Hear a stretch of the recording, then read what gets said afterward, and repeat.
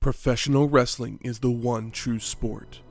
Other sports have their share of intense, dramatic moments, but nothing can compare with professional wrestling.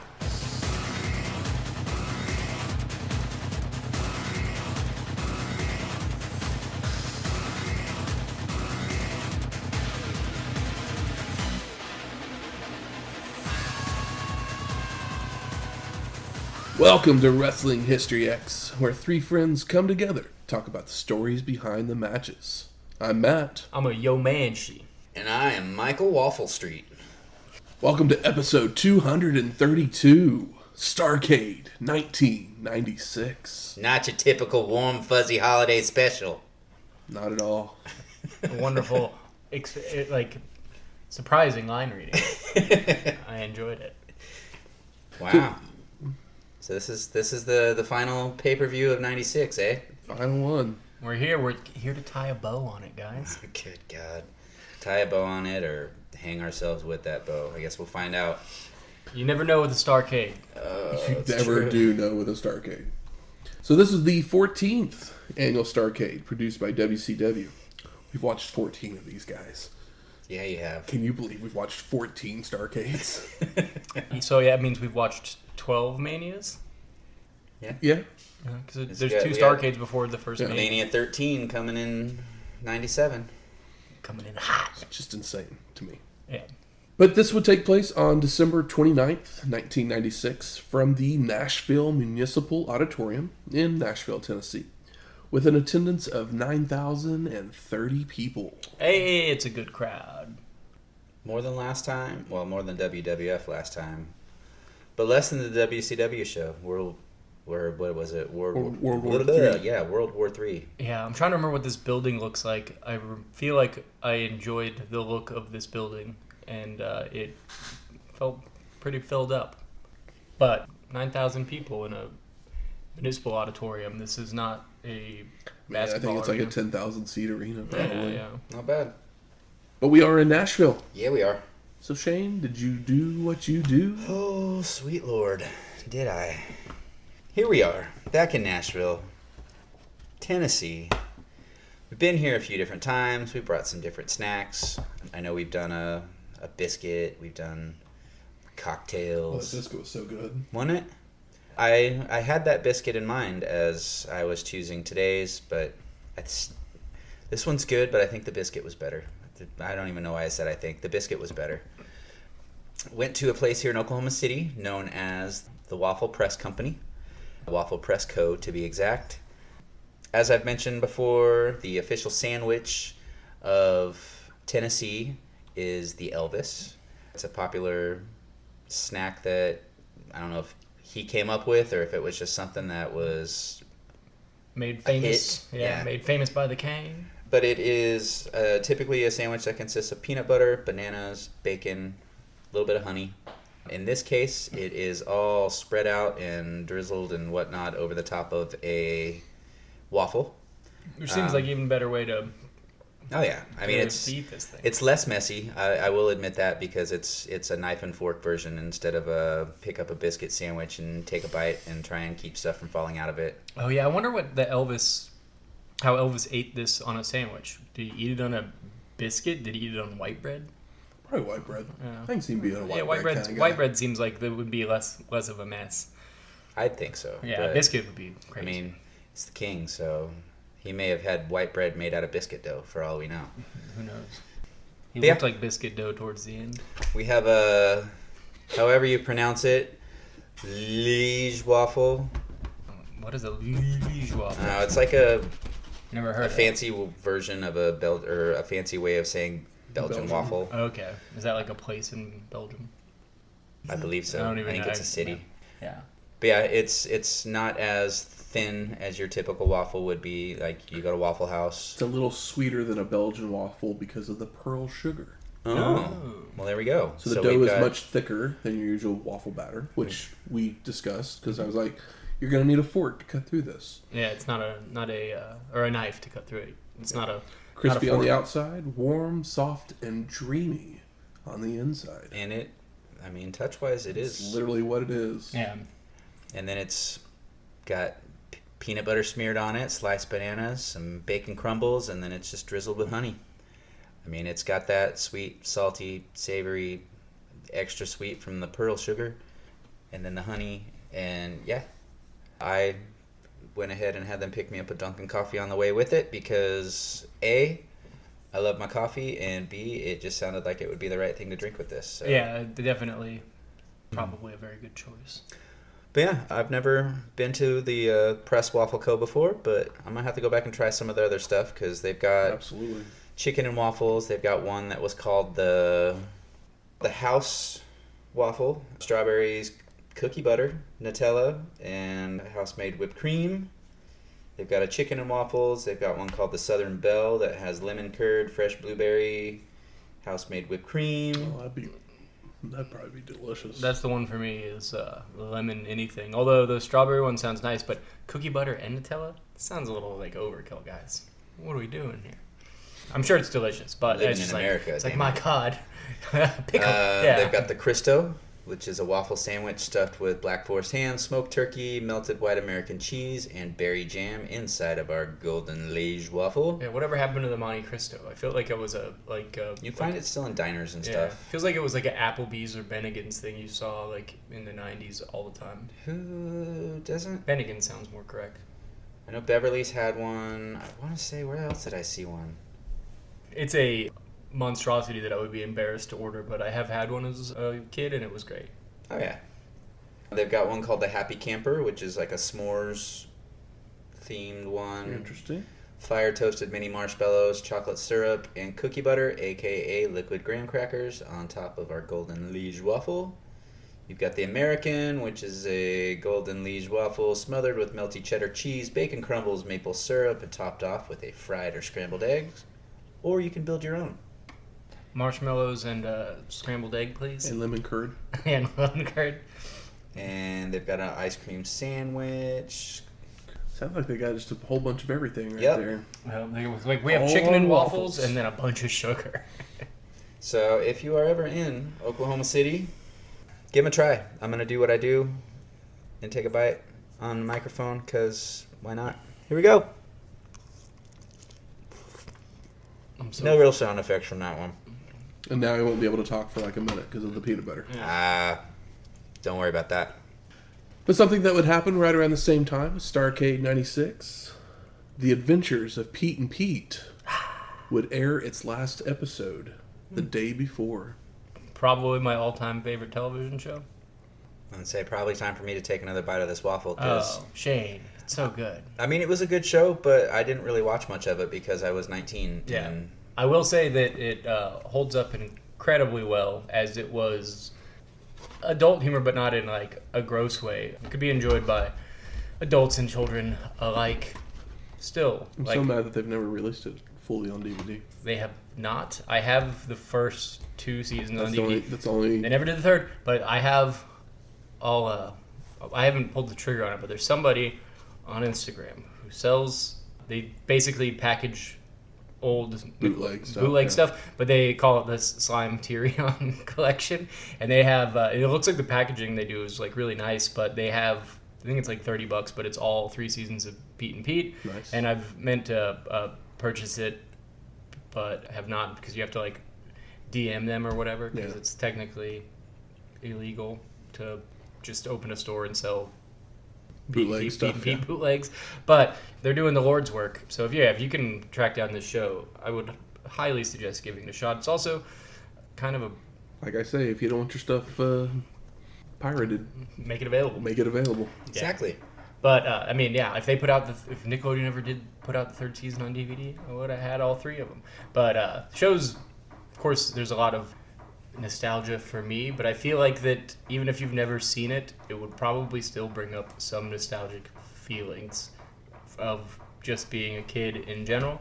And then if you're older, you can understand the adult characters more, and it makes the children, because every character's got a thing, even funnier.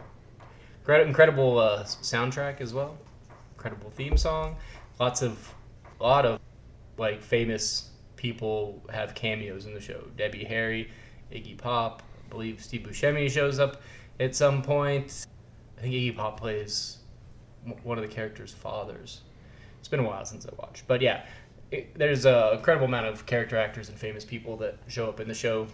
It's got a very, very strong voice. The two guys that created it knew what they were doing. Also, fun fact, the Nickelodeon movie Snow Day, it was originally written as a Pete and Pete movie, but Pete and Pete was ending, so they just changed it around to make it, a standalone thing. But there's still got some of the voice in it, although it's not as good. It wasn't out yet. I think we just talked about it Oh. when we're talking about another Nickelodeon thing or whatever. something else that came up. We probably talked about it in another Chances of us Nickelodeon. getting a Pete and Pete reboot.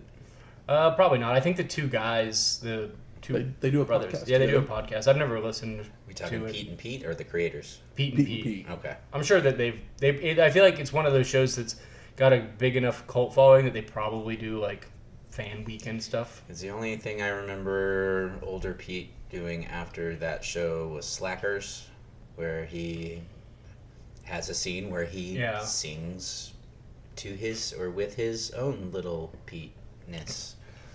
Oh, okay. I get you. And of course, Danny Tamborelli went on to do all that for a long time and plenty of other things. He just kind of showed up for a while. And that was the younger brother? Yep, and then Michelle Trachtenberg was Harriet the Spy. She was on the show as well. I didn't realize she was on that. Heather Matarazzo. Yeah, her. Who? I always struggle to say her Heather name, too. Matarazzo. Matarazzo. What character? Who did she play? Matarazzo. Heather Matarazzo. She played Natasha. She was Little Pete's friend. She forced herself to stay awake by pulling her pigtails. Oh, okay. I'd have to see her face. She wasn't as big of a character as Nona. Kind of You has would one of recognize those. her.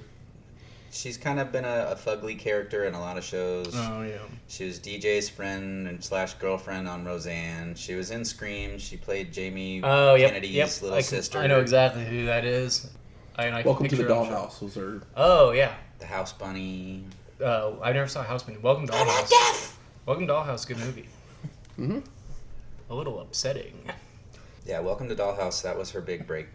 Or not her big break, but that was what put her out there as a somebody. But yeah. LL Cool J was a teacher on an episode. Yeah, it's just Alicia Keys was a student. Oh, wow. Dang. I did not know that, but I also didn't know who Alicia Keys was when the show was coming out because she was not famous yet. No, that she was was a few known years for later. being a whatever in Pete and Pete. Michael Stipe showed up on an episode. Dang. J.K. Simmons. Yeah, it's like full of wonderful character actors and a lot of musicians because I assume that they probably either... I mean, yeah, just like the amount of musicians that have been named so far. Yeah, like obviously the guys that wrote the show were fans of musicians and I assume that the musicians enjoyed the script because, like I said, it can appeal to people of all ages very, very easily. It is not a hard watch. Couldn't give it a higher recommendation. Yeah, I mean, I remember the few little episodes that I saw of it I thought were good, but again, I was 19, college, watching wrestling. That had my attention. Yeah, you were flipping to Nickelodeon regularly. Trying to figure out how to come out, when to come out. I didn't figure Pete and Pete would be a good addition to the mix. Yeah, it's filled with real-looking people. Nobody in the show is like conventionally attractive or whatever. Everybody feels like a real person. Midwestern or like northern landlocked state vibe about them. And then Little Pete had a tattoo on his arm, right? Petunia, who was in the credits every time. I said, and Petunia, make her wiggle. Nobody knew when or where he got it. Mom had a plate in her head, pick up radio signals and stuff. It's got a very good sense of humor. Well, let's get to Starrcade. And we see clips from the various confrontations between Hogan and Piper. Narration tells us two of the wrestling's biggest icons will lock up in this all-important reunion. We get sound bites of Roddy saying he walks alone, that he doesn't represent WCW, while Hollywood leads the NWO, promising to break Piper in half. And Tony Schiavone welcomes us to the show, joined by Dusty Rhodes and Bobby the Brain Heenan. And the Dream talks about Roddy's keys to victory, that he needs to reach way down to win. Before the brain tells Hogan that it's going to be the longest night of his life, saying he has never defeated Piper. Never. And Tony talks about the NWO gaining numbers, that Hollywood is surrounding himself with protection. Because in just the few weeks since we've seen World War III, Marcus Bagwell, Michael Wall Street, and Big Bubba have all joined the ranks. So has he officially become buff, or is he still just Marcus? He might be buff at this point. I'm trying to remember. I can't remember if Buff came along with Steiner or... Because basically Eric Bischoff went out and said that everyone had 30 days to convert their WCW contract to an NWO one. And they were the 3 that so far were like, okay. Yeah. And everyone else kind of went, yeah, whatever, you're still going to pay me. Yeah. Also, like, what kind of true addition to NWO is that? It doesn't feel like it makes them any more interesting. Contractually obligated to be in the It's NWO. called... The NWO have not lost a match at this point.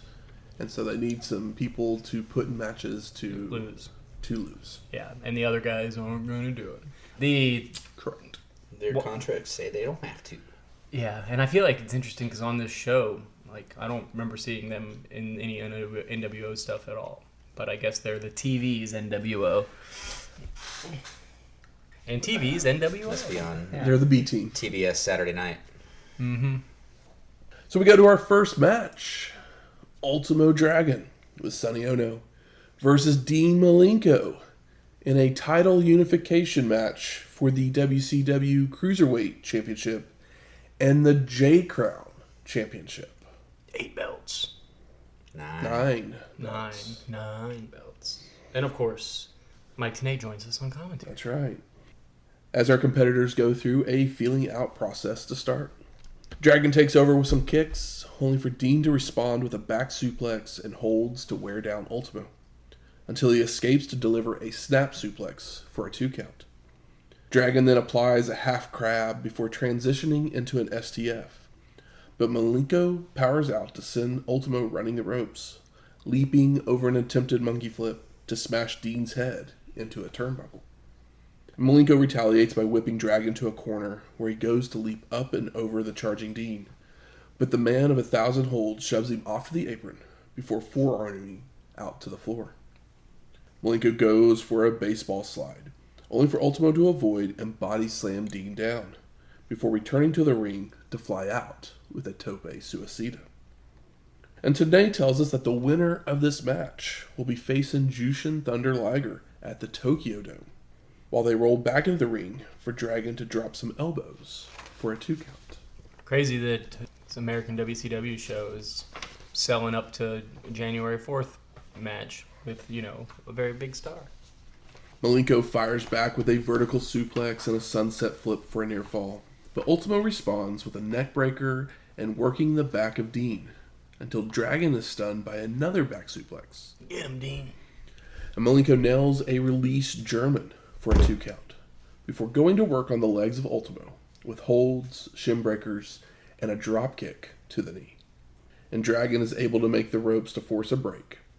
So Dean goes to whip his opponent, only for it to be reversed, with Ultimo following with a handspring elbow that Malenko avoids before power slamming Dragon. Now Dean tries for a German suplex, only for Ultimo to elbow out of the predicament, before nailing a spinning heel kick and a power bomb for a near fall. I mean, you can't keep going back to the well, Dean. You're a man of 1,000 holds. That's you right. just landed a German. You got to try one other different move. Mm-hmm. Maybe a fisherman suplex. Dragon goes for a tombstone, but Malenko reverses it into a jumping tombstone pile driver for the pin, and no! Ultimo kicks out. Dean calls for the cloverleaf, only for Dragon to immediately make his way to the ropes to avoid. So Malenko delivers a butterfly powerbomb with a jackknife cover for the pin, and no! Ultimo kicks out again! Dean hits a crossbody that sends them both out to the floor, which he takes a second to catch his breath. That allows Dragon to knock Malenko back down to the concrete before leaping out with an Asai moonsault. Back in the ring, Ultimo heads up top, which Dean meets him there to attempt a back superplex. But Dragon is able to elbow Malenko away before leaping off with a moonsault, only for Dean to have moved in time. Take that.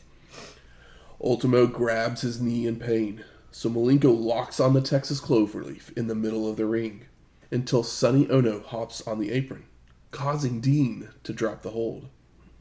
Now Malenko goes to apply it again, only for the Dragon to roll him up for a 2 count. Now Dean retaliates with a clothesline and a brainbuster for a near fall. He goes for another suplex, only for Ultimo to float over, leading to the two men fighting over a full Nelson, until Dragon hooks the arms to nail a tiger suplex for the pin and the win. And new Ultimo Dragon now holds 9 titles. And this match was great. Love it. But I wish they didn't tell me about the Liger thing, because now I'm like, well, I assume Ultimo Dragon is going to win. And he did. But I did have some hope for Dean at plenty of points in the match. And that's just one of those things that, like, Did you just give away the ending to their match? Yeah, we already talked about it. I assume people at the time probably didn't think that way necessarily. They probably just thought Dean would catch a flight over to Japan. Yeah. But in my mind, I'm like, oh, I don't know. I just feel like it's like, well, Dean's not as big in Japan as Ultimo Dragon, and I know it's a January show, so it was just one of those things that's obvious to me in hindsight. Yeah. Probably not much of a spoiler at the time. Well, then it makes me wonder how long of a match Ultimo Dragon and Jushin are going to have, because the one match that we saw them have already was one that I really, really enjoyed, and it was like 2.5 minutes worth. So if we get to cover this one in a January show, I'm looking forward to it. I don't know. I haven't seen the schedule, but I'd like to think that if it's in the Tokyo Dome, Matt, and it's New Japan, Matt probably has it on the docket. Yeah. I'm figuring so. I just hope it's one of the ones we get to watch. Okay, cool. Awesome. Or that there's video footage of it for us to watch. That's typically the problem. Yeah, as a dome show, there's probably a full show. All those things happen. Yeah. Yeah. It's not a tournament show. It'll be on like a big boy show, so that gives me hope that we'll get the whole match. WCW, IGPW Super Show. Oh yeah, they might be over there. Who knows? Yeah. I mean, it's a dome show. It's calling it Wrestle Kingdom, but they always have their big show January 4th. So either way, Ultimo now has 9 titles. Yeah. Again. So we go to our second match. Akira Hokuto with Sonny Onoo and Kensuke Sasaki versus Madusa in the finals of the WCW Women's Championship Tournament. Did you even know there was a Women's Championship Tournament going on? No. Probably not. I did not either. I wonder how many matches they had. So the last time we saw Hokuto was at World War III 95, episode 173. Sasaki at G1 Climax Final 96, episode 214. And Madusa at Hog Wild 96, episode 215. Where she beat up a Kawasaki. Now, did Hokuto used to be the occasional tag partner of Bull Nakano? Or am I picturing somebody different? So I remember there was somebody, I thought that she tagged with her. I think that's who she tagged with at the Collision in Korea show. Yeah. So I just remember somebody with like this extreme get up walking down to the ring and knowing that they were kind of tiger makeup. They were getting married to or had just gotten married to Kensuke Sasaki. Well, they actually met at the Collision in Korea show is where they met, and then they got married after that. Okay. Yeah. So this tournament had been held to crown an inaugural champion. Hokuto had defeated Meiko Satomura, who you might recognize as a name from nowadays. She's a legend in Joshi wrestling. Okay. Yeah, I mean, feels like all the women, like Japanese women we've seen the legends at this point. She also defeated Kaori to make it to the finals, while Madusa had bested Zero and Reina Jabuki, who was actually Akira Hokuto under a mask. That's fun. Where they're like, okay, well, we don't have another person. We'll just use her again. Exactly. Put her in a mask. Like, dang, where's Bertha? We got just all Japanese names. And Madusa. And Madusa, exactly. The Japanese women are... Lee Marshall joins commentary because he's an expert on women. Obviously. Maybe he's had a few mail order brides or something. Who knows? I think that she tagged with Mayanami Toyota, not Bull Nakano. Yeah, because like they're kind of two of the bigger names, so you want to keep them separated so they can have big singles matches. Keep it separated. Mm-hmm. So Madusa comes out waving an American flag and yelling "Ho!" That's tacky. Maybe not the second part. And Akira jumps Madusa as the bell rings, slinging her around by the hair several times. But Madusa returns the favor before attempting to run the ropes, only for Onoo to trip her up. The women always do that hair toss, and it always looks so brutal. It always looks so brutal, but then at the same time, in my brain, all I'm thinking is, we've gone so far to get away from this. We've gone so far to get away from this. Stop it. I think it works when the women can wrestle, but when that's all they do, it's another thing. It's just like them kind of... It's their snapmare or whatever. Yeah. I don't know. Hip toss. Hair toss. And Kensuke doesn't seem to like the Onoo interference. No. But Hokuto takes advantage by choke lifting Madusa on the ropes, only for her to retaliate with a handstand head scissors of Akira down to the mat. And Madusa doesn't capitalize as she starts yelling at Sonny, allowing Hokuto to regain control with chokes and a sharpshooter, before transitioning into an STF until she loses grip, so she starts biting Madusa's shoe. Maybe you should have went for the ankle or the calf. Shoes, I know they're wrestling shoes, but I don't think you're getting through there. Akira hits a body slam and makes a cover, only for Madusa to bridge out and start to run the ropes to deliver multiple sling blades. Madusa with a body slam of her own for a 1 count, only for Akira to grab the throat to choke lift Madusa in response. Get her. Hokuto nails a bridging Northern Light suplex for a near fall, transitions into a cross arm breaker, but releases it to whip Madusa to the rope, who counters with a sloppy DDT. Very sloppy. Mm-hmm. She follows it up with a body slam attempt, only for Akira to float over and deliver a bridging German suplex for a 2 count. And Marshall makes the comment that Kensuke and Hokuto share holds on each other, with Dusty saying, "I bet that's not all they share." As Madusa hits a tornado DDT and a powerbomb for a near fall. Dusty with the perverted commentary. Madusa tries for another powerbomb, but Akira looks to float over, but she ends up just taking them both over for a 2 count.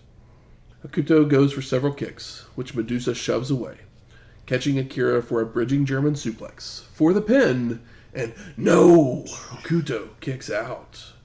And Madusa heads up top, only for Akira to meet her there for a superplex for the pin, and no! Madusa kicks out.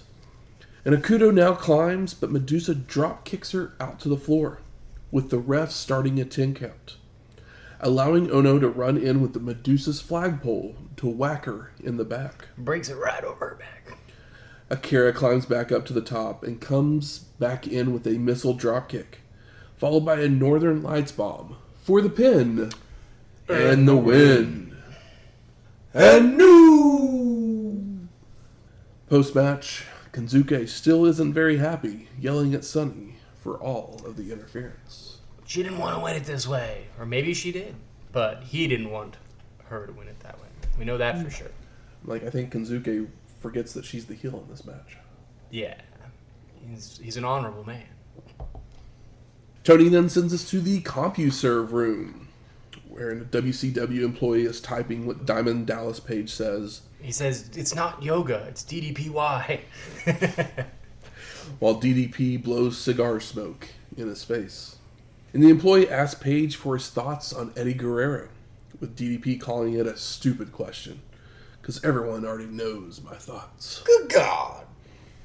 We then go to Mean Gene in the locker room, welcoming in Roddy Piper.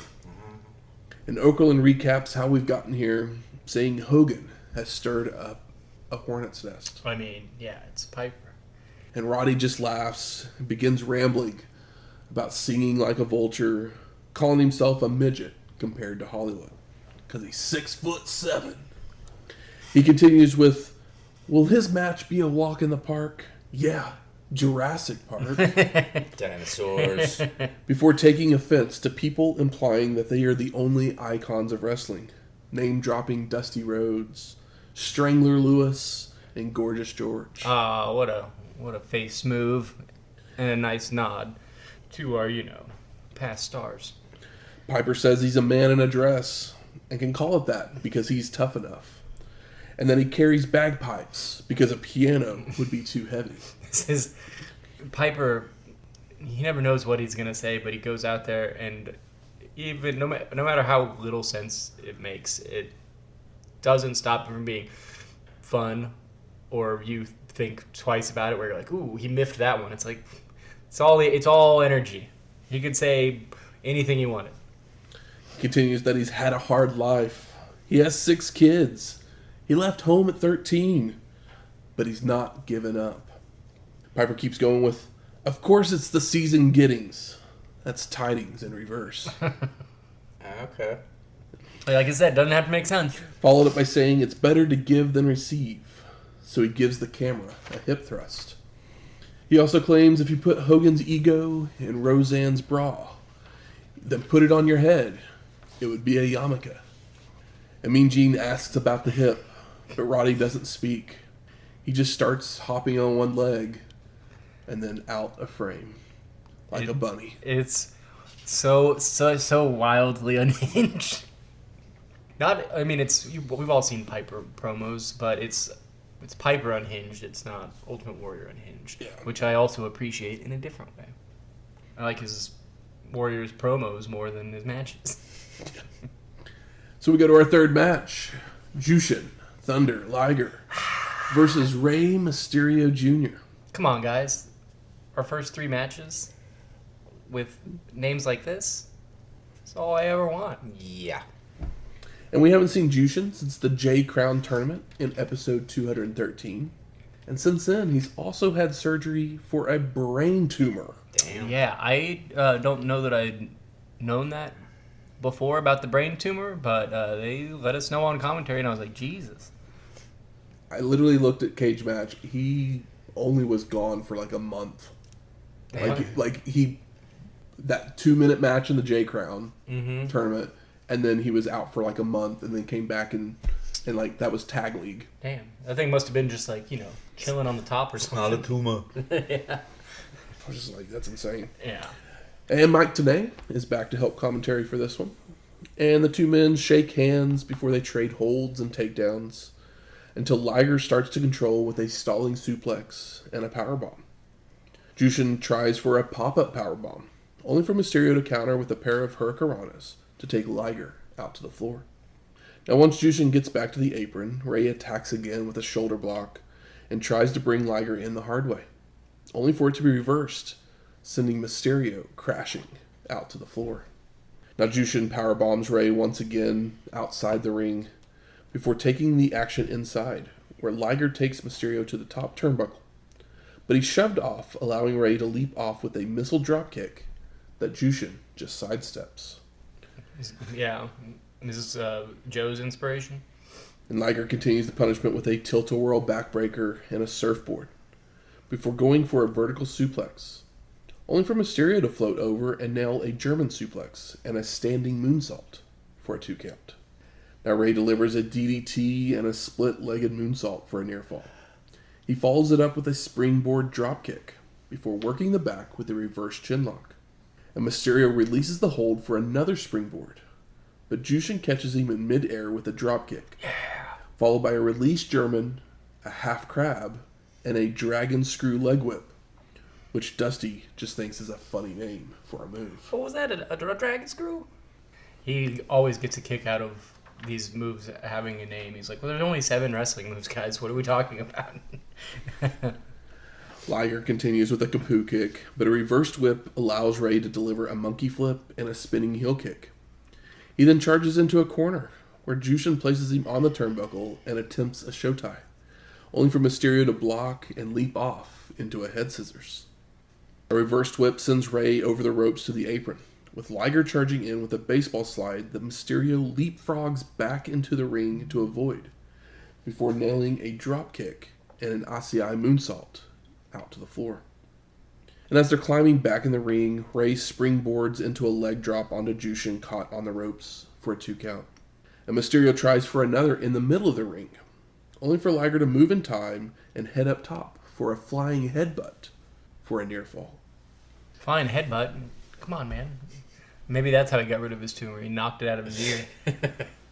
Jushin chops Ray to a corner, but he has his whip reversed, with Mysterio charging in, only to be back body dropped out to the apron, where the two trade strikes, until Ray goes for a springboard, which Liger counters by just shoving him off to the floor. Haha, get out of here with your fancy shit.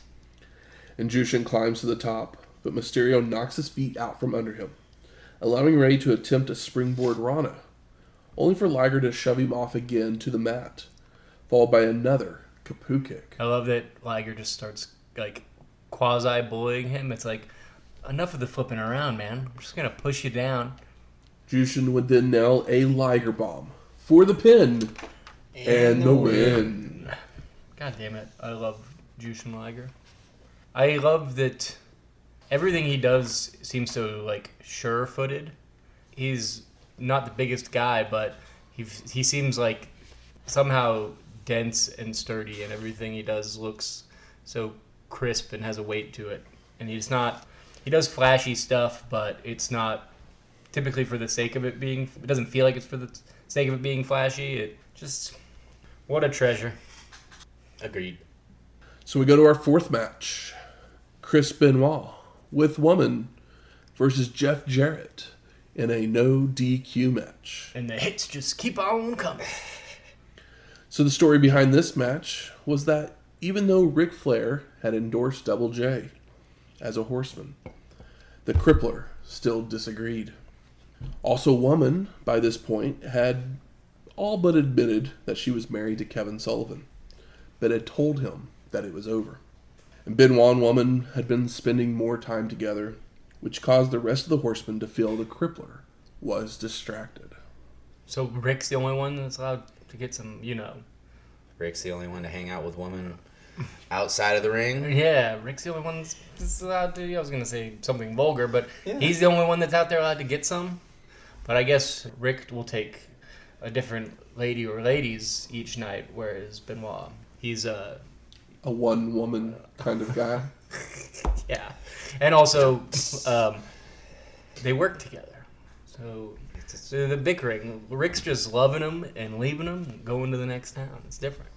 The two men have a feeling out process to start until Benoit slaps Jarrett, so it turns into trading strikes and mocking each other, before devolving even further into stomps and wild punches that lead to the floor where Woman distracts Double J, allowing the Crippler to deck him from behind. In the back of the ring, Benoit is able to catapult Jarrett into a turnbuckle before taking him up top, only for Double J to shove off a superplex attempt, followed by choking the Crippler on the ropes and going for a running straddle.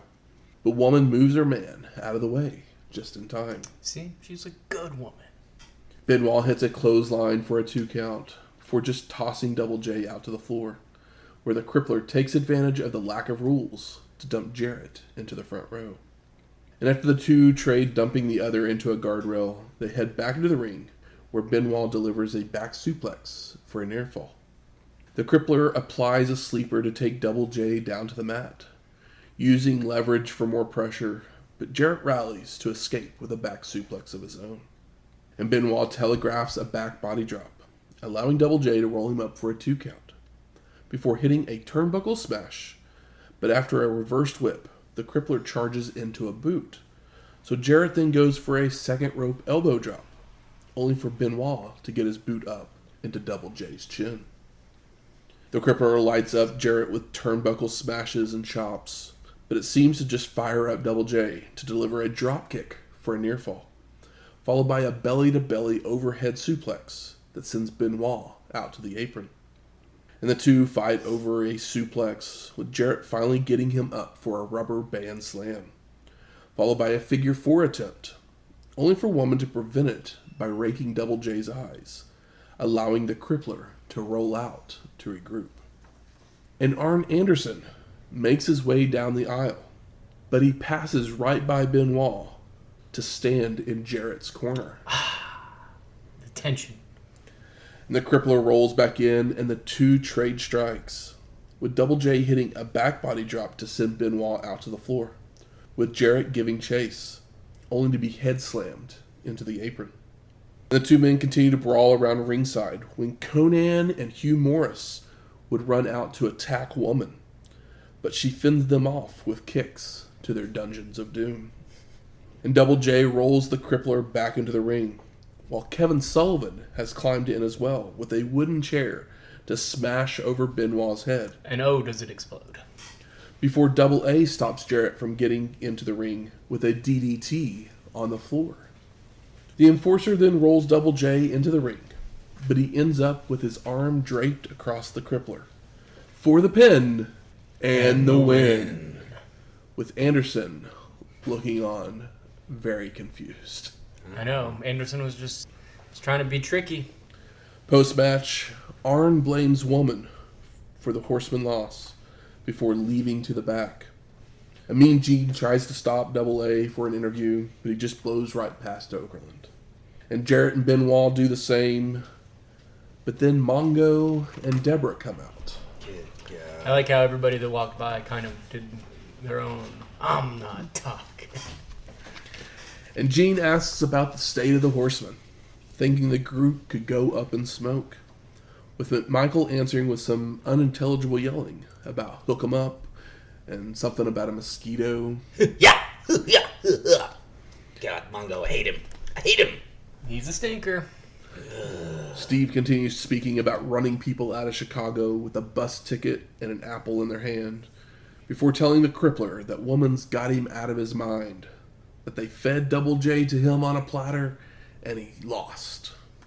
Deborah then chimes in with praise for Jarrett, Imagine that. saying he's Horseman material, but she doesn't think much of Woman, that she has been rode hard and put away wet too many times, Damn.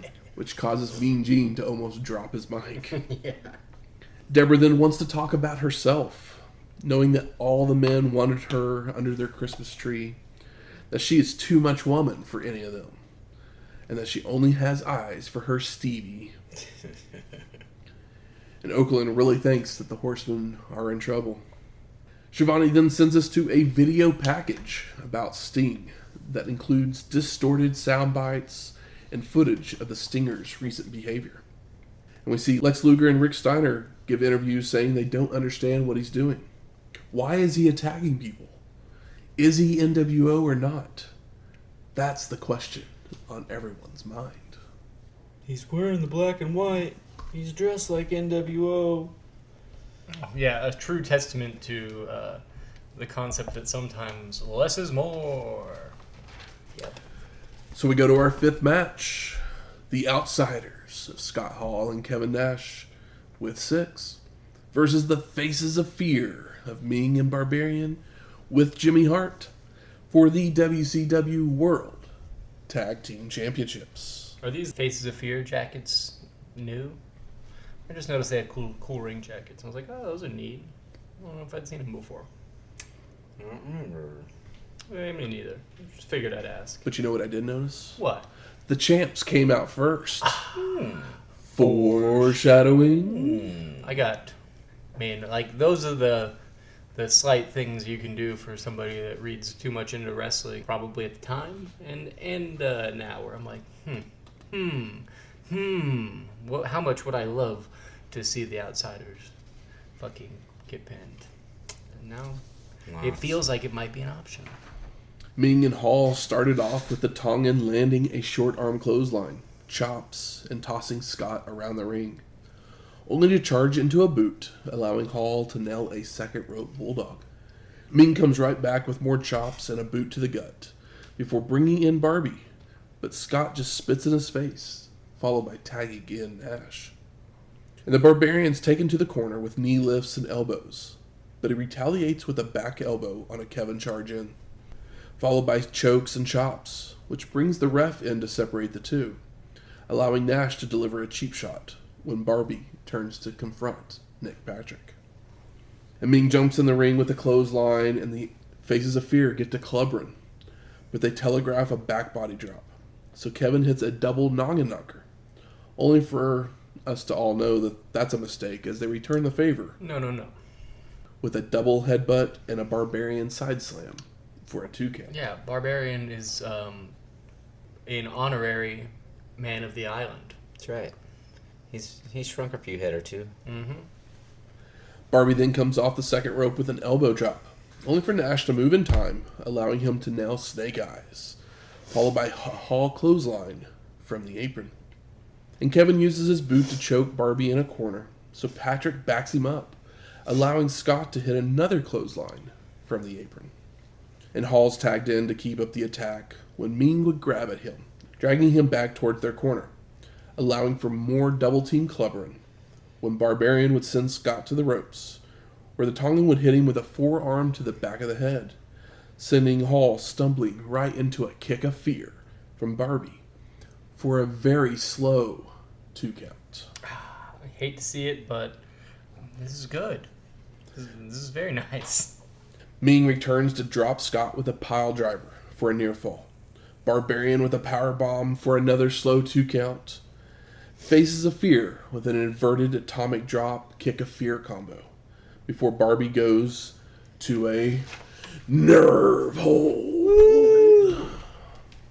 Now Hall reverses a whip to send Barbarian to the ropes, where Nash nails a forearm from the apron, followed by a clothesline from Scott, which brings Jimmy Hart up to the apron to complain, only for Syxx to come over and end up chasing Jimmy to the back.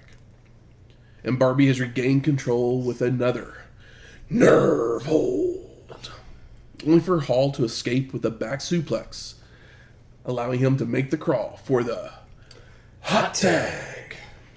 Kevin with right hands and a big boot to Barbarian. He makes the cover, but Meng jumps in with an elbow drop to break it up. And Scott and the Tongan fight their way out to the floor when Barbie misses another kick of fear to Nash, allowing Kevin to deliver a jackknife powerbomb for the pin and the win. Dusty Rhodes said suplex, and I had a tear in my eye for. I think Tony almost orgasmed when he did it. Yeah, for old Gordon, yeah. But yeah, this was much better than I expected. Gordon Soleil, Soleil Moon guy. Yeah. Soleil Moon Pie. Right. Zombie. There you go. A callback to a previous episode. But is this the best match that the Outsiders have had in WCW? I think it might be. Yeah. I think it totally is. This was great. And you know why? Because they didn't throw too much all into one match. They didn't try and do a triangle thing. There was some interference, but they wrestled. Yeah. I mean, the most interference was really just the slow counts. Yeah. They let the Faces of Fear actually have some sort of offense instead of just...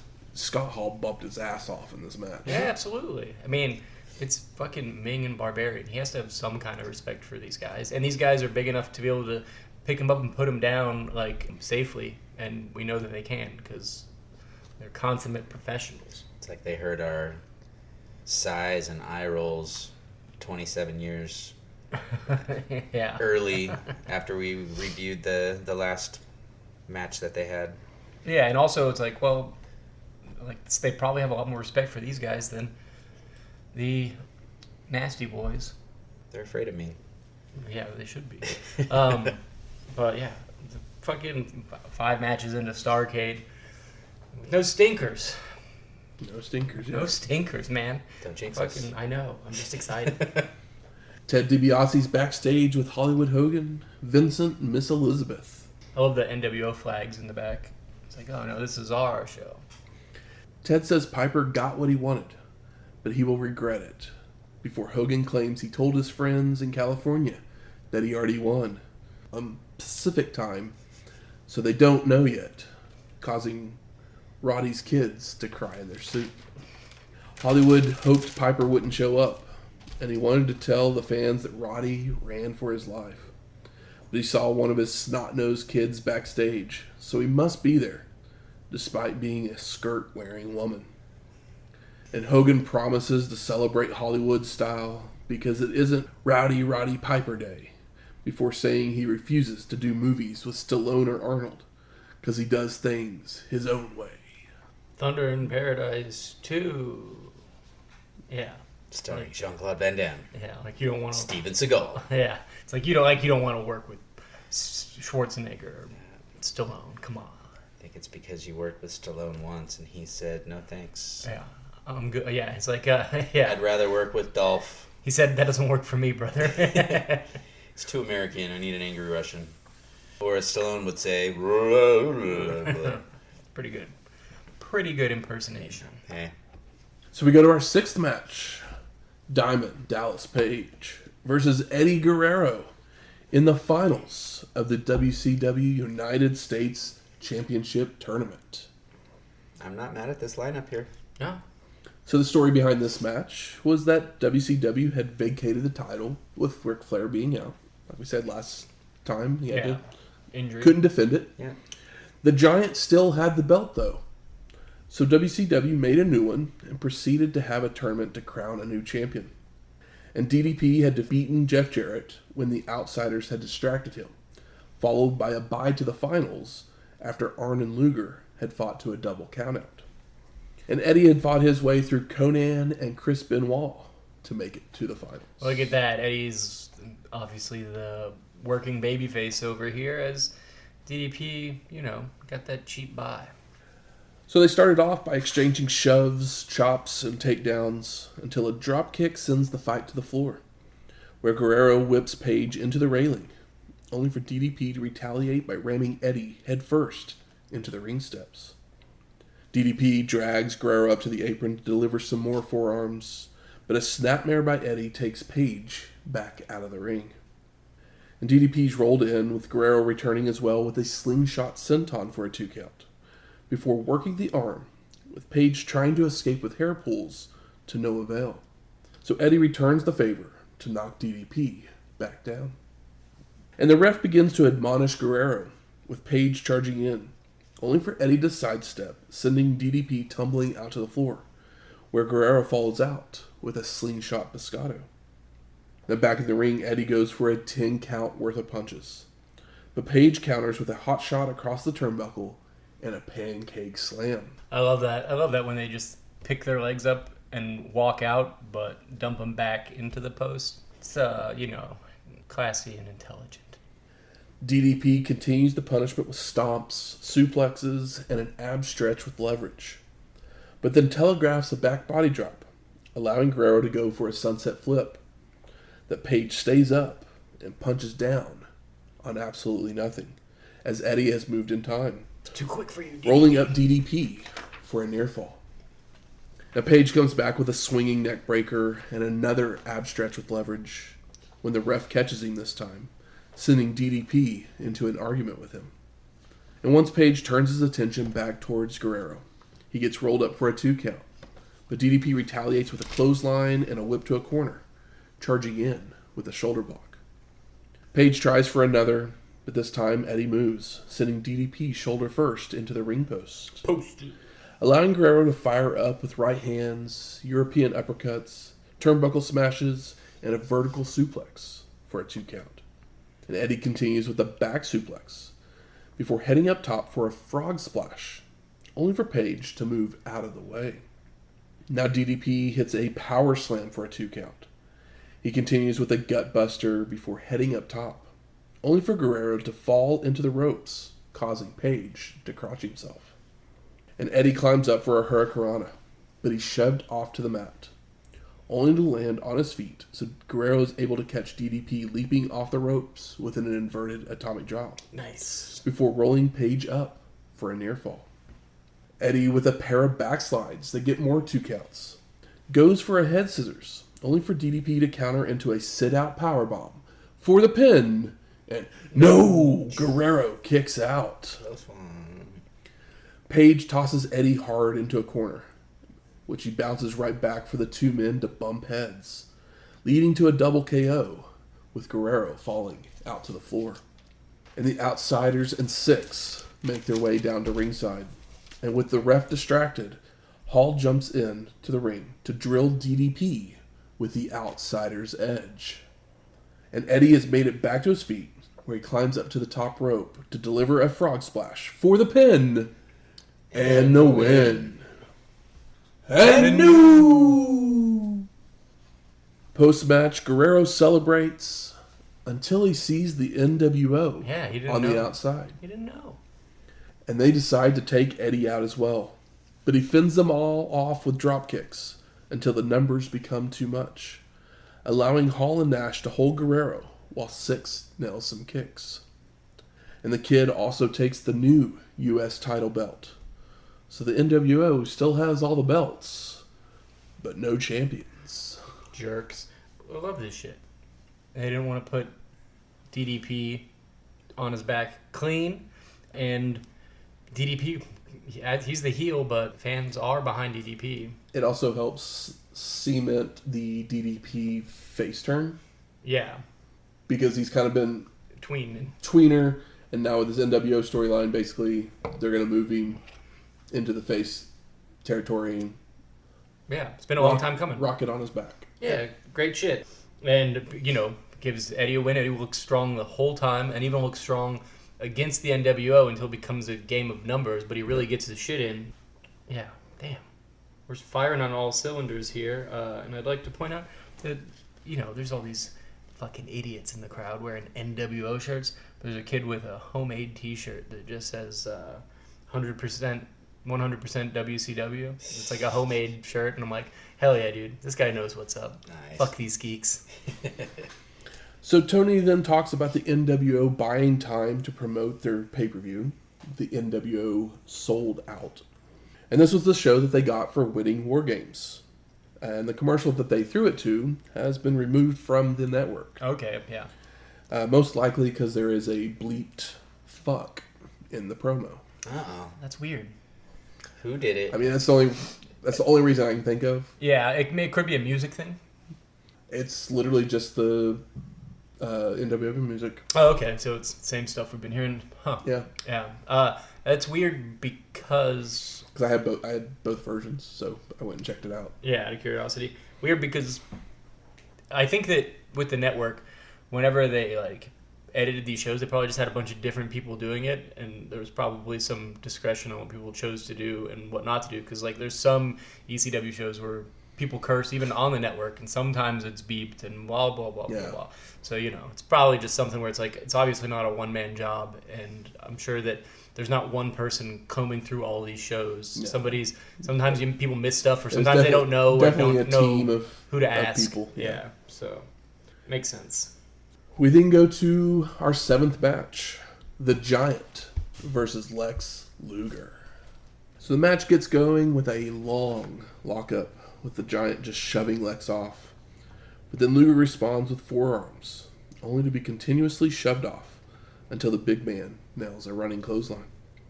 The Giant with a elbow drop and a punk kick that sends Lex flying out of the ring, but then brings him back in the hard way.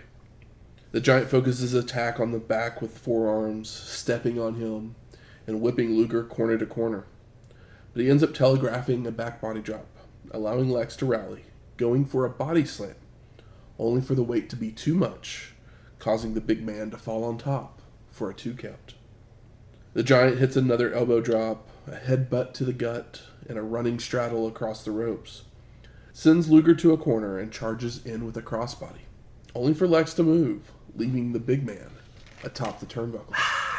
All the while, crowd pretty firmly behind Luger, because as many NWO shirts as you sell, Luger is over, and there's no way anybody is pro-Giant at this point, I feel like, after the last couple of years of just having to watch a man that's not ready to be in his position be in his position. But for some reason, Luger doesn't go for the rack, instead knocking the Giant down to the mat, followed by charging into a corner, only to receive a big boot.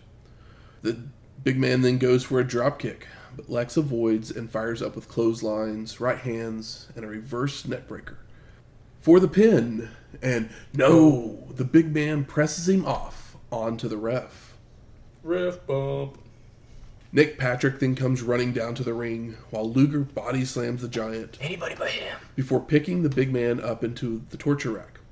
When Patrick would come in and kick the back of Lex's knee, causing them to crumple to the mat.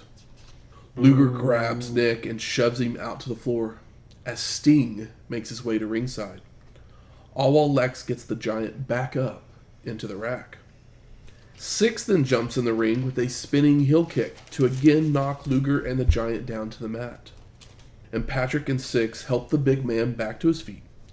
But when the Stinger enters the ring, the Kid goes running before Sting shoves Nick out of the ring with the bat. Get him.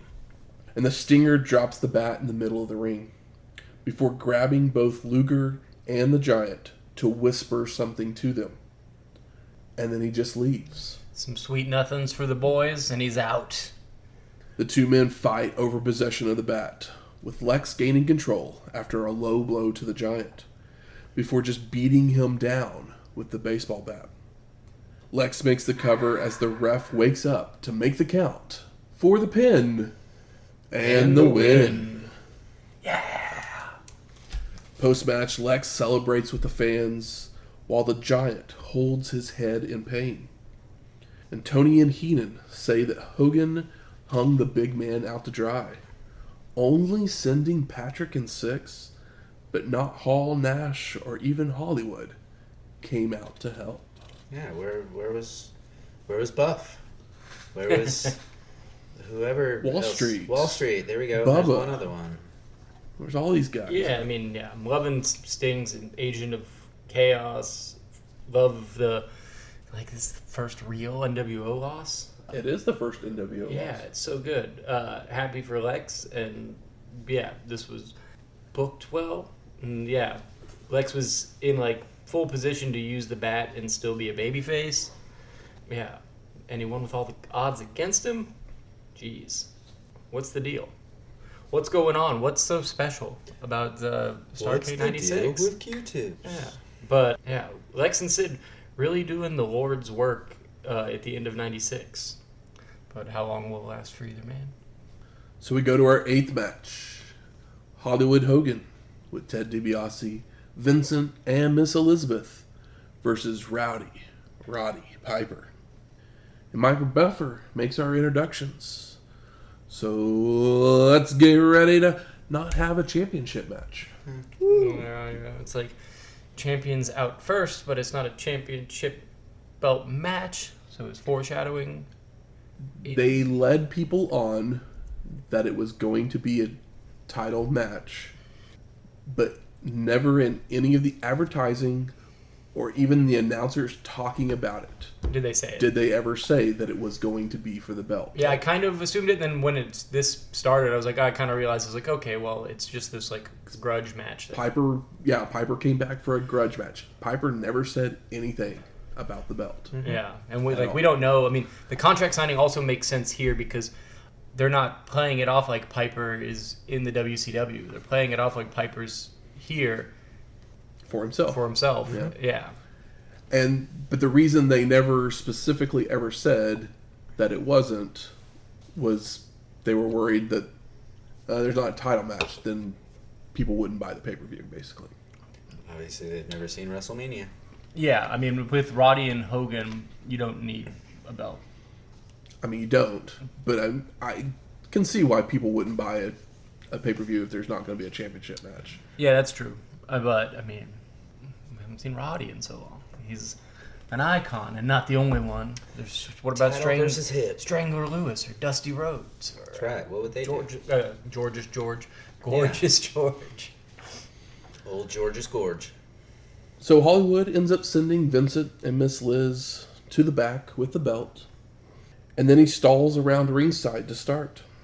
But once he's in, the two men lock up in corners, with Hollywood delivering slaps as an insult, until Rowdy fires back with right hands that knocks Hogan out of the ring. And in a fun moment, Piper ends up setting the ref on the turnbuckle to stop his 10 count, allowing Hollywood all the time he needs to get back in the ring. I know, I love it. He just pops him up like a kid in a seat. I know, Pee-wee's face was just like... He did a great job of it. It's like, whoa. Thanks, Mr. Piper. Yeah. But once Hollywood gets back in the ring, he takes control with eye pokes and back rakes, even if some of them are to the chest, until Rowdy avoids a charge into a corner, laying it in with clotheslines and right hands that send Hogan rolling out to regroup.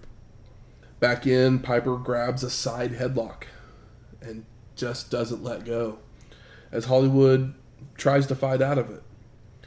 But he finally does get out of it by shoulder blocking Rowdy through the ropes to the floor. And Hollywood follows out to stay on the attack with more eye pokes and back rakes, before rolling in, only to miss a clothesline, allowing Piper to fire back with a clothesline of his own. Rowdy with a drop kick that sends Hogan out, but this time Piper gives chase, running Hollywood into several guardrails and whipping Hogan with his belt that he usually wears around his kilt. Yeah. Leather to leather. What a sound. Back in the ring, the whipping continues before turning into choking with the belt until the ref can remove it from the ring. And Rowdy body slams Hollywood, and he goes to run the ropes when DiBiase trips him up from the outside. So Piper begins to stalk after Ted, allowing Hogan to attack from behind, running Rowdy into guardrails and ring steps, followed by knocking him into the front row. Hollywood eventually brings the fight back into the ring and starts kicking at Piper's hip, before applying an ab stretch, only for Rowdy to escape with a hip toss. And Piper smacks Hogan right in the face with a double sledge, and he goes to run the ropes, only for DiBiase to again trip him up, with both men just falling on each other to brawl momentarily. And back to their feet, Rowdy rolls up Hollywood for a 2 count, before the two trade eye rakes and right hands, with Piper gaining the advantage to suplex Hogan for a near fall. Rowdy misses a knee drop, allowing Hogan to go for a leg drop, only for Piper to move as well. And Rowdy starts doing his bunny hop, kicking Hollywood around, when the Giant would make his way into the ring to grab Piper by the throat. And while the big man has Rowdy up in the air, a fan decides to rush the ring. He's feeling the way I'm feeling right now. So Hogan and the ref have to subdue him until security can pull him out of the ring. And Hollywood finally turns his attention back to the match, only to be kicked away by Piper, followed by Rowdy biting the Giant on the nose to cause him to release Piper. Hell yes. Rowdy then shoves the big man over the ropes to the floor, ducks a clothesline from Hogan, and locks on a sleeper. Get him. And Piper takes him down to the mat, where the ref checks on him once, twice, and the arm goes down again on the 3rd try for the ref stoppage and the win. Fucking Wild. yes. Oh my god. Fuck.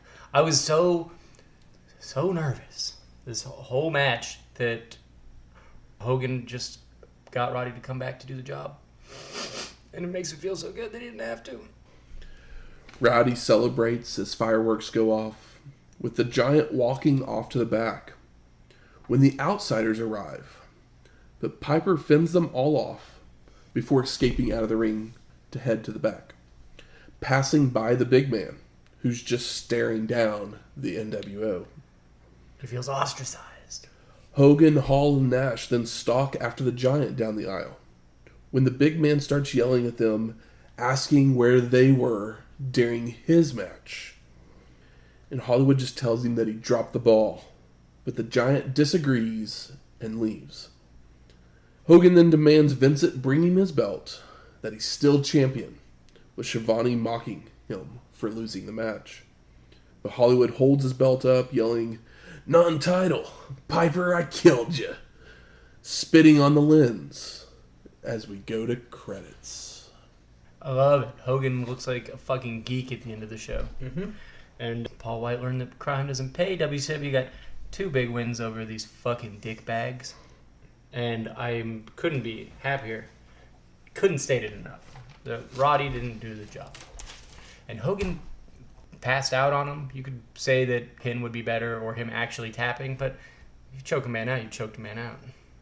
I mean, as many years as we've seen the Hogan arm drop thing happen, only to bounce back for his quick little Hulk up, and then the match ends 30 seconds later.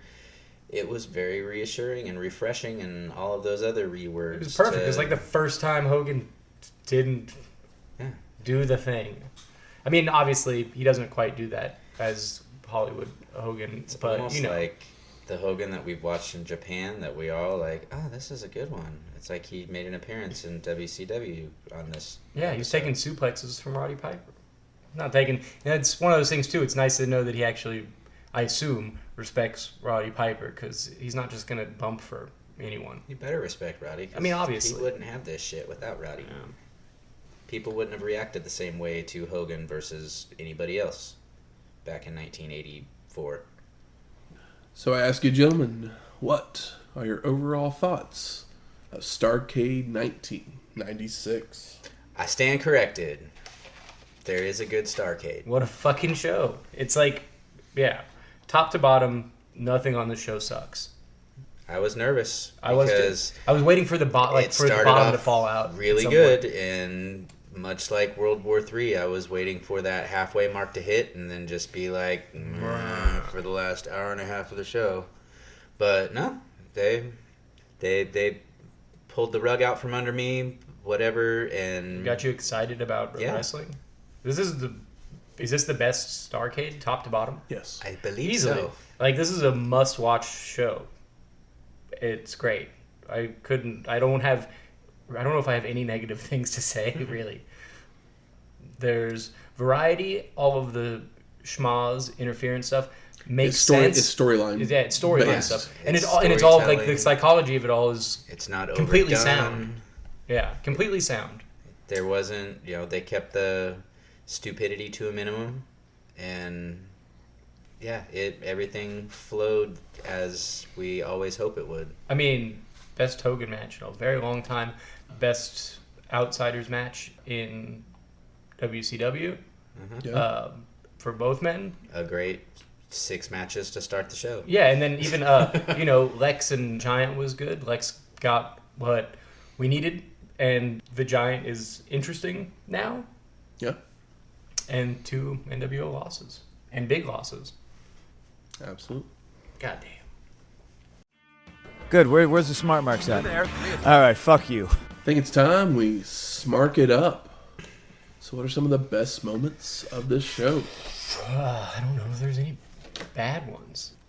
It's really hard to pick because the show is so... Ultimo Dragon has 9 title belts. Yeah, that's almost laughable, but it's cool. It's just like 9 title belts. It just seems ridiculous. But hey, he's obviously good. We love him. I got nothing bad to say about him. Yeah, Ultimo was fun. Piper promo. Liger Mysterio was fun. Benoit and Jarrett, I enjoyed that. We got What was your favorite match of the show? That's almost impossible, I feel like. It's tough. I almost have to go with Piper and Hogan because Hogan did the right thing. And I was on the edge of my seat the whole time, whereas like all of the matches were good, but I was truly invested in that one as I didn't know the outcome. And like the outcome wasn't as important in the other matches, but like they were better in ring and more to my typical wrestling taste. But I mean, that's a hard one. Yeah, it's like I like the Ultimo Dean one, and then Liger and Ray. See, I almost asked if you guys wanted to put Ultimo and Dean on a list. Yeah, I think that Ultimo Dean is better than Liger and Ray, and Liger and Ray is still a fucking great match. Yeah. But the Ultimo and Dean, it had something a little extra special. For sure. Yeah. What was the worst match? The women's title.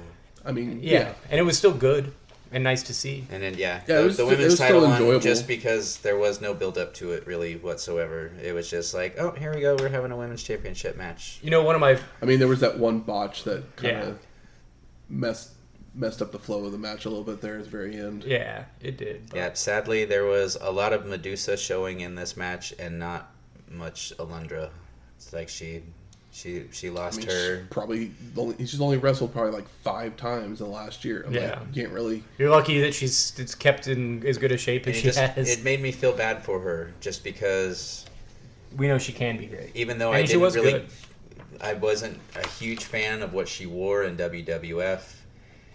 She just looked like Missy Hyatt, like she was wearing old Missy Hyatt gear. We can just all say it.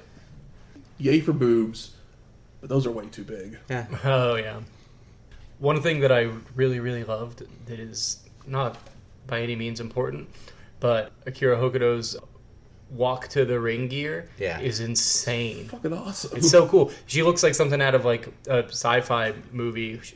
She had like that White Lion look to yeah, her. she's but then she has like a little hose. cyberpunk like mask hose that like goes. It looks like she's out of like David Lynch's Dune or something. It's a great look. And then she takes her stuff off and she's got like makeup on her face and nose that makes her face look like a fucking big cat. Mm-hmm. And she has gear that is obviously influential, and I'm sure that it was common at the time in like for Joshi wrestling. There's like very very busy. To the United States women's wrestling of here, just wear a push-up bra and some short shorts. Yeah, you're a wrestler now. Yeah, she's coming out of like what everybody says is like the best era for women's wrestling. Like the golden era of Joshi was like the 90s in All Japan, which we haven't covered much of, but we've seen a little bit. But it is the like kind of standard bearer for women's wrestling, I feel like, to this day. And Hokuto comes out of that, whereas Madusa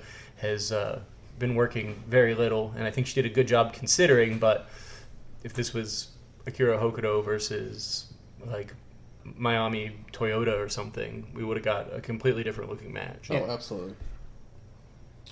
Anything disappointing on this show? I can give you 2. All right, let's hear them. Deborah's promo. Oh, yeah. I mean, if you want to include Mongo's, because, I mean... Package deal. What's his is hers and hers is his and that whole... I mean, I like the fact that the 3 guys just were like, I'm not talking to Mean Gene. I thought that was cool. I love that. Because they're upset about what just happened in the match. But then Mongo and Deborah come out and their promo is just absolutely horrible. It doesn't serve any real, I mean, a little bit of a purpose.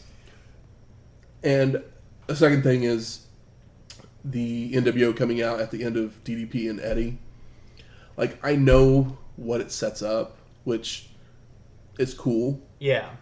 But, like, let Eddie have his moment with the belt. I do agree with that, but I'm less low on it just because it does make sense. But I would have loved to see Eddie go over, like, completely clean, the positive. I mean, the shenanigans to get Eddie to the win, I don't care. It's the stealing of the belt. That's the part that... Oh, okay, that's that. That's the part that bothers me. Yeah. Because... Let him hold it up. Let him hold it up. Let him celebrate. Let him walk out of the ring with the belt. Okay. That makes more sense. And I then see what steal you it mean. from him on Nitro. Sure. You can beat him down the next night and take it from him. And that's fine. Where's Randy? There was no Savage. There was no Savage. That's a very good point. I mean... He's been carrying WCW for a little while, so maybe just giving him a little bit of a break. Also, Piper's here. Like, what are we going to do with Randy? I feel like if Randy's on the show, even though he's been around, it takes a little bit away from Randy's Piper. here, then maybe we wouldn't have got that stupid Mongo and Deborah interview. But I would prefer Randy but who does Randy face? Yeah. He can just come down there and... I mean, do we put him against Jeff Jarrett? I'm like... No. Everything on the show is so good that, like, I didn't even realize Randy wasn't there until the show was over, and it's fine for... I'd rather have Randy not on this show at all than Randy on commentary. Like, sometimes you got to go away to get excited about him again, and, like, if he comes back and joins the NWO, that's a big deal. If he comes back and joins and like sides with WCW to start trying to take down the NWO, also exciting. So, whenever he comes back, there's plenty of things to do with him. But sometimes a guy's got to go away. Absolutely. How about best performer of the night? That's also a tough one. I think I was so high on Dean with World War III, and obviously this match is better, but this whole show is better. Like I said, I'm so high on jazzed on Piper at this point that. I mean, to be honest, I was like, that match. It was whatever. Like wasn't ever expecting like a great match between Piper and Hogan. Well, yeah, because it was literally punches, back rakes, and eye pokes. Like literally, that's all the match is. For sure, but that's like kind of Piper. That's Piper in a way too. It's like he's he's got a totally different style. I can't give best performer to Piper, even though I love his promo. Yeah, and then even with the win, like I want to give it to Hokuto just for her entrance. Like her entrance alone was enough to win me over.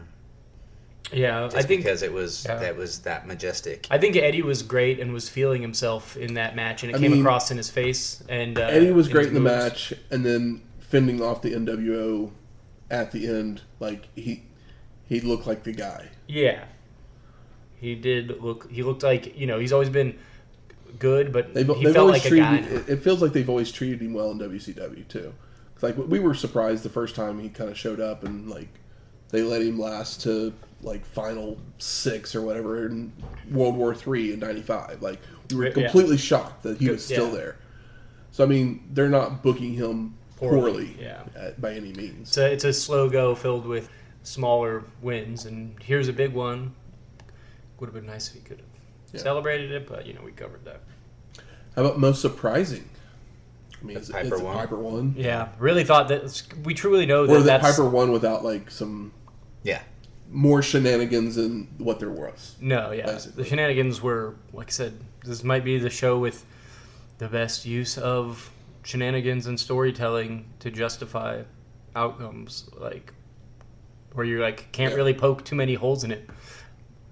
Yeah, I mean that has to be it, because my assumption going into this, and like why I was like, okay, it's a Starrcade, you don't know what you're gonna get, and I'm like, well, Hogan is just gonna bring him in to fucking beat him.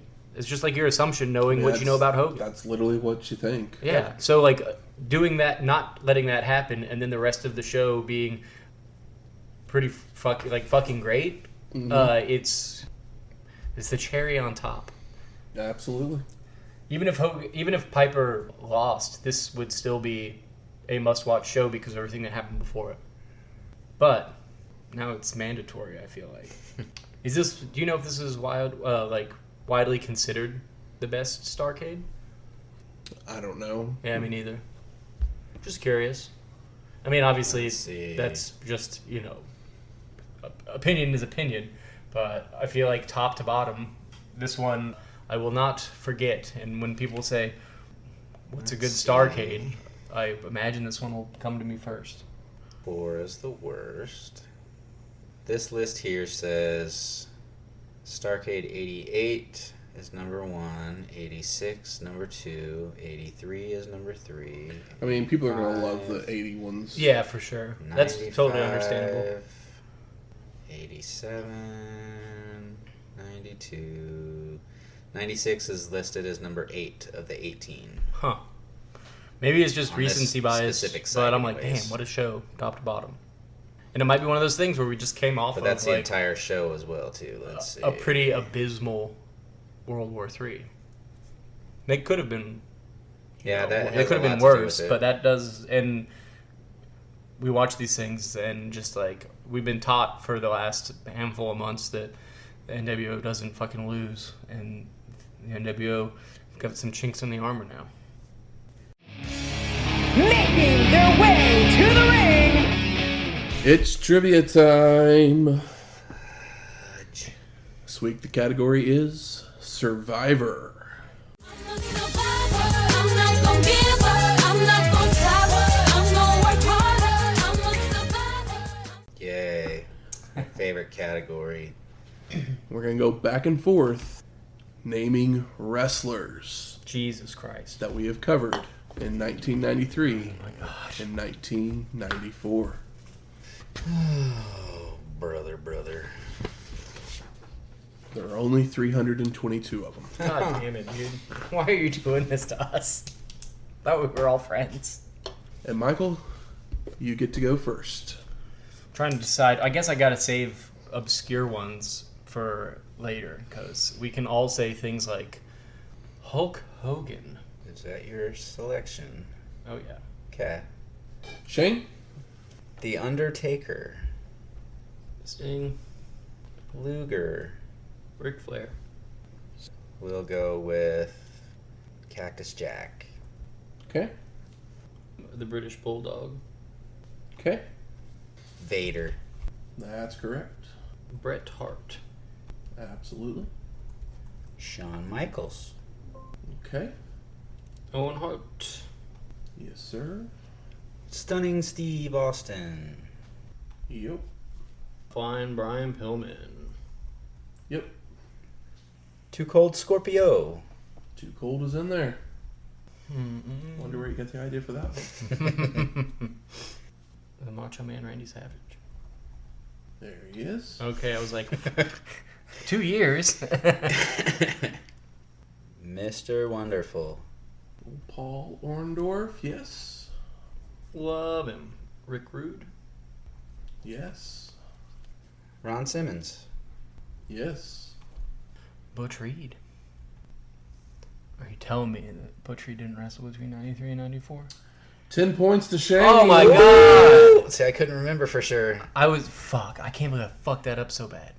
I have so many other ones up here that I was hiding at the top that I was like, names that I thought of that I could use later. You brawlered yourself. And you said Ron Simmons. I was like, yeah, well, Butch Reed. But Busted Heads of Doom, I guess, is more, Doom was 90 to 92 probably. Yeah. Fuck. See, I was trying to remember if Butch Reed came back as an opponent for Ron when he won the championship, but I couldn't remember if he ever showed up. God damn it. If he did, we never saw him. Yeah. I'm so pissed off. That's the biggest thing is we just never saw him. You know who I was... He wrestled Barbarian. He wrestled Cactus Jack. And I think he had one other off the wall. I can't believe that shit. I was holding on Greg Valentine, who How's I it figured feel? you might forget, or maybe a Tom Zink, my man Tom Zink. People that I had some locked away for later. And you said Ron Simmons, was like, yeah, well, Butch Reed. Well, I'm not going to go through the list of the other 280 something names. No, please don't. But I know those guys wrestled. Paul Roma. Paul Roma was a good one. Next week, we're going to have continue the list, but we can't name any of these ones. Jesus. I truly can't believe that I did that. Yeah, see? Now, welcome to my world. I've done it on like every Survivor that we've done this time and last time. That's true. I don't know if it's completely true, but it's... No, it's true, because I went gung-ho on my WrestleManias last time and said the wrong one. I just figured maybe Butch Reed had I to said have like Brooklyn a 93. Brawler when we never had a Brawler match. Yeah. Dang. Next week, Making Their Way to the Ring, Volume 2. Uh-oh. Hey, man, 96 is wrapped up. Making Their Way to the Ring is all the trivia questions combined into one show. I'm sure that it's moderately funny. And I've been told that we're going to have a little fun, little turning of the tables as a bonus feature. So, Oh, that kind of turning of the tables. Yeah. So we're going to have to put our heads together, come up with some stuff to stumple Matt, I mean, if he's doing 20 questions, I think that's kind of his game. He's a fan of it. But he typically is the one who gets to pick the people. This time, Yeah. he's not going to know the answers. He's only going to be able to think of the questions. but you can check that out next week. The music from this week's show is Over the Edge by Steve Everett. And Piper won our main event, so we play his theme music, The Green Hills of Tyrol by Sandy Davidson. And if you like this episode or any of our other ones, please go out there, rate and review us on iTunes, Spotify, Google Play, or wherever you find your podcasts at. Do as Michael says. Watch Starrcade 1996. 5 stars or no stars. And if you have any questions, comments, concerns, Holy shit, does this mean I don't have to get any food next week? I mean, if you really want to bring us something, you can. Yeah, I think you can take a break, brother. Dang, this is wow. I'm stumped. Hopefully I'm not next week. Yeah, but either way, we're going to be going some places soon. Philly is always an option. I think we're probably going to be hitting Japan sometime soon here because it's the Absolutely. beginning of the year. So give me some ideas for food and drink, or I don't know, if you're just listening to this and just want to shout out something, send us a zeet. God, that That sounds so stupid still. It's, Thanks, I think Elon. I think it just says post. I think it's just a post. Yeah. But Well, Zeet is funny. jump on He would have been really funny if he called it a Zeet. Jump on the X and send us a message, whether it be in our DMs or just, add us and let us know what's going on. Where are you listening from? What are you doing? Who's your favorite of 96? What was your favorite match that we've covered or did not cover? We just want to hear from you. Talk to us. I mean, honestly, favorite match we didn't cover. It was interesting. Mm-hmm. I'd like to see that. If you have any of those things, you can always email us at wrestlinghistoryx@gmail.com or find us on X at WrestlingHistoX. That's Wrestling HISTO X. We'll talk to you next week. Laters. Love you, Butch Reed.